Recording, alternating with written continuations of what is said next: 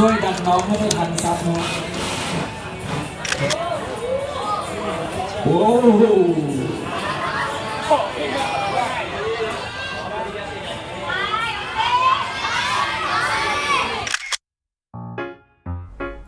สวัสดีครับ ผมออซี่ครับ ยินดีต้อนรับสู่ออซี่เล่าเบต้าตอนที่ 17 ชิงแชมป์ประเทศไทย ปี 2563 ครับ รุ่นสำหรับนักกีฬาชายที่อายุจะครบ 13 และ 12 ในปีนี้ หรือรุ่น UC เรามาดูกันครับ เริ่มด้วยรอบเซมิไฟแนลครับ รอบนี้จะมี 4 เส้นทางในการแข่ง โดยมีเวลาในการปีนเส้นทางละ 4 นาทีครับ ซึ่ง 4 นาทีนี้รวมเวลา observation หรือเวลาสำรวจเส้นทางด้วยครับรูทแรกนี้ช่วงล่างจะทดสอบบาลานซ์ครับสำหรับรุ่นผมว่าค่อนข้างง่ายครับเพราะตัวจับสีเขียวนี่จับดีมากค ตา รับ ดูให้ดีครับนักกีฬาหมายเลข008กำแพงตรงนี้ไม่มีฟุตโฟนะครับผมใช้แขนดึงพร้อมยันกำแพงด้วยขาครับแล้วฉีกขาเพื่อประหยัดแรงเวลาจับตัวสีแดงครับแล้วก็เจอนีบาร์จริงๆแล้วรูทโบว์เดอร์สั้นๆอย่างนี้ไม่ต้องหาจุดทับก็ได้ครับแต่ด้วยสัญชาตญาณนักปีนลีดเอาท์ดอร์ของผมเห็นนีบาร์แล้วผมต้องใช้มันครับส่วนตรงนี้ผมจะใช้เฮีลฮุกมาแบบนุ่มๆครับออสซี่ช่วยดึงตัวขึ้นไปอยู่บนโชว์ใหญ่สีแดงและใช้เฮีลฮุกอีกทีเพื่อเกี่ยวตัวไว้กับโชว์สีแดงโอ้โห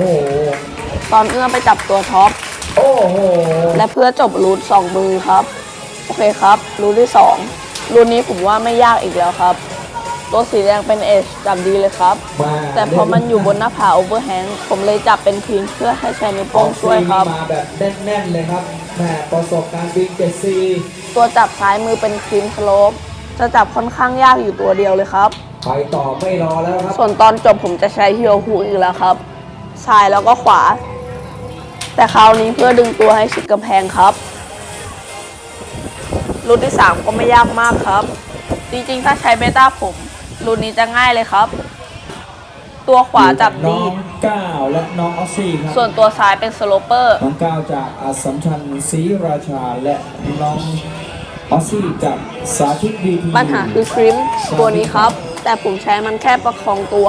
แล้ว5สเต็ปขึ้นไปเลยครับสควอตแล้วก็จบ ง่ายเลยครับโอ้โห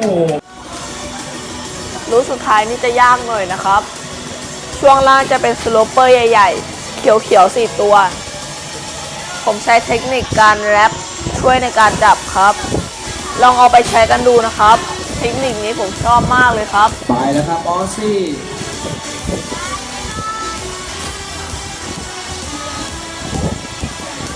ประสบการณ์ปีนผา 7C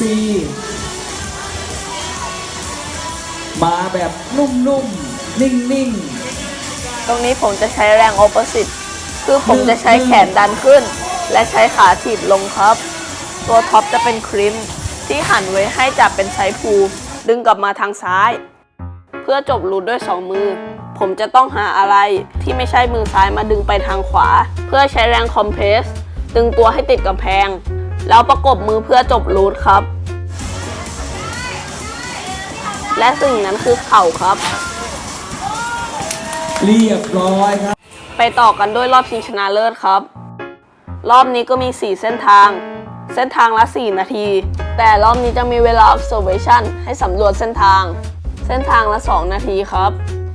และในรอบนี้จะมีนักกีฬาแค่6 คนครับซึ่งสำหรับรุ่นผมนั้นไม่มีความหมายเลยครับเพราะมีนักกีฬาเข้าร่วมแข่งขันแค่6 คนครับมันเศร้ามากครับปีหน้ามาร่วมแข่งขันกันเยอะๆนะครับทุกคนโอเคครับรูทแรกรูทนี้ผมโดนหลอกเต็มๆเลยครับตัวที่ผมจับอยู่นี่จับดีครับแต่จะต้องดึงไปทางขวาเท่านั้นแผนผมคือจับตัวสูงพุ่งมาทางขวาเพื่อจับมุมนี้ด้วยมือซ้ายหยุดแรงตัวด้วยฟุตโฟตัวนี้และมือขวามาดึงแถวนี้แล้วใช้ฟุตโฟตัวนี้เพื่อพลิกตัวกลับขึ้นไปบนตัวโซนครับไม่ได้ครับยากมากครับลงมาเสร็จแล้วบอกอ๋ออย่างนี้นี่เองผมเลยคิดว่าเปลี่ยนแผนดีกว่าครับประมาณที่พี่ล้อว่าเลยครับอ๋อมันเป็นอย่างนี้นี่เอง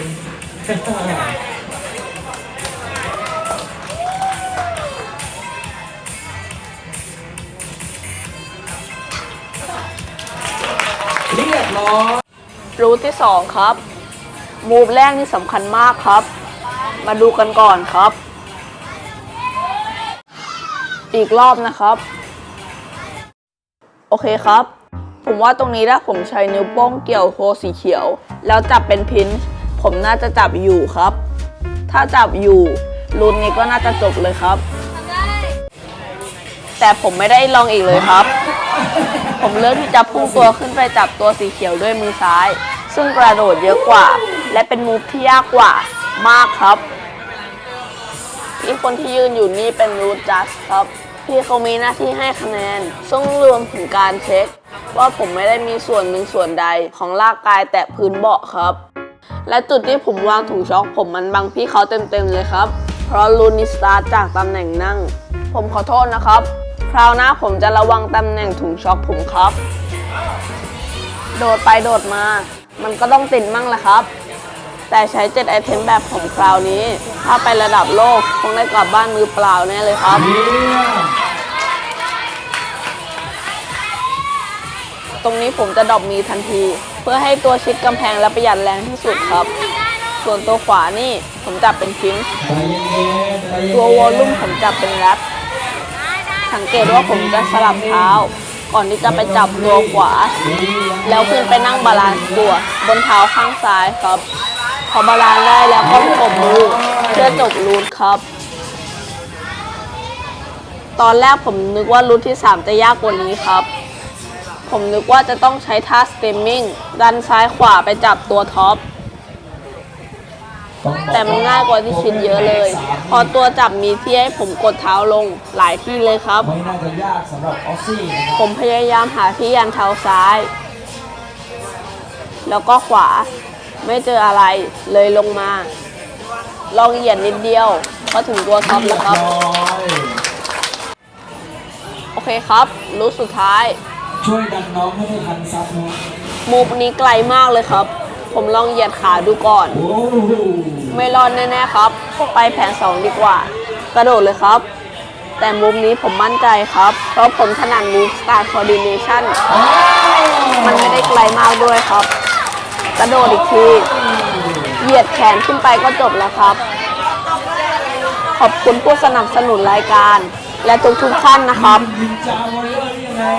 ไว้เจอกันใหม่ตอนหน้าครับ สวัสดีครับ เรียบร้อย